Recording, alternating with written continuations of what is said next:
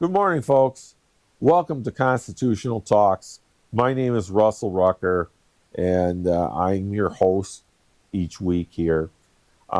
Today, I'd like to talk about our Continental Congress and explicitly the first session of the Continental Congress. So, you have the first Continental Congress, and later you have the second Continental Congress. And then we get into the Congress of the Confederation once the Articles of Confederation are passed. So the First Continental Congress began on September 5th of 1774, and it runs to October 26th. So basically, you're about 6 weeks. Okay, and the Continental Congress was called by the various committees of correspondence. And this was due to what Britain was doing following the Tea Party. Their reaction to what happened up in Boston. As the Continental Congress began, rumors came about bombings in Boston and just basically death and destruction as they tried to seize the black powder. They did go through and seize black powder, but there was not this attacks, murder, and mayhem going on. But it did affect the Continental Congress because they adjourned for 3 days until more evidence came forward that this is not what was happening. Okay, now Britain's response to the Tea Party really was the Intolerable Acts and the Port Act, and they closed the port of Boston. They blockaded it off, and the colonies were responding by bringing in goods from all over to help Boston. All the colonies were invited, but the 12 colonies that came were all what became United States states later, except for Georgia did not attend. They chose to meet in Carpenter's Hall. They had the option of a meeting in the State House, but because the state government was using the building, they chose to meet in Carpenter's Hall. And there were two committees that were set up in the First Continental Congress. The first committee was to review the acts of Parliament. And the second committee was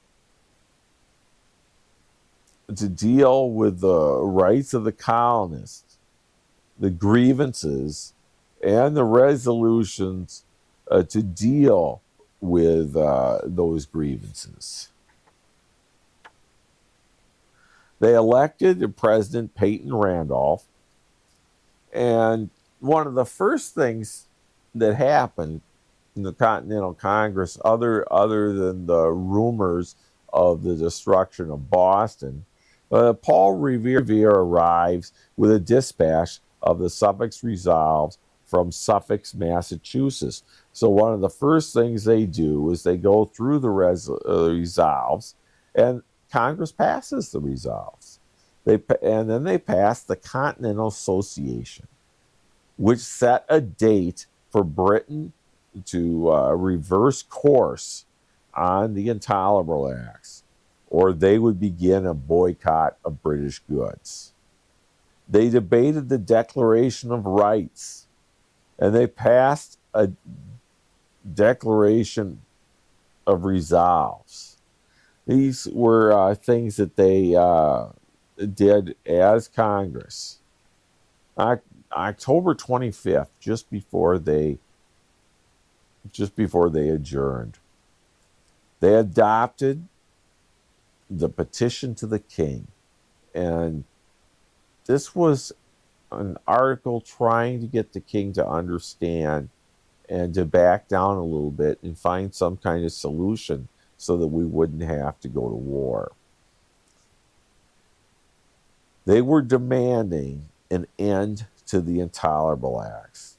Then they agreed to meet again the following year, and they adjourned the first session of Congress. The most important thing they did was the Continental Association, which would stop all trade with Britain if they did not back down. And of course, that wasn't to happen.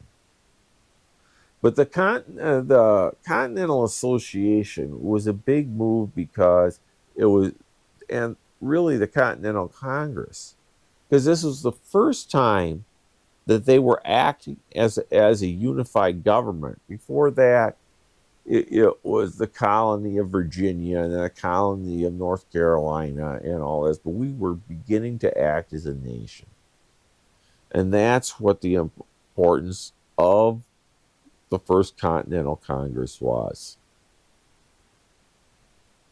Now, next month, I think we'll get more into the Second Continental Congress, which is where the Declaration of Independence came from.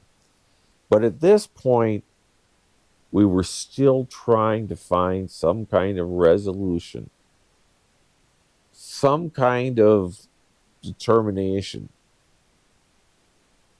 to get along with England.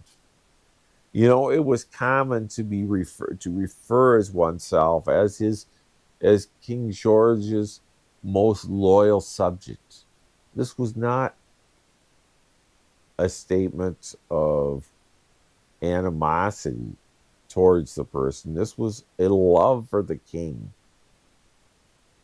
and a belief that we were all Englishmen, not that we were colonists. And as we progressed and became further removed from that idea, that's when we started thinking about declaring our own independence. But to begin with, those people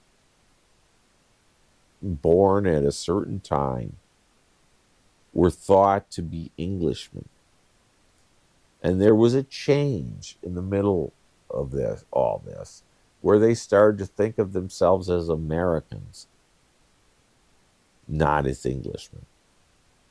But at this period of time, they still thought themselves as English subjects, and they were arguing and fighting for English rights as if they were English citizens.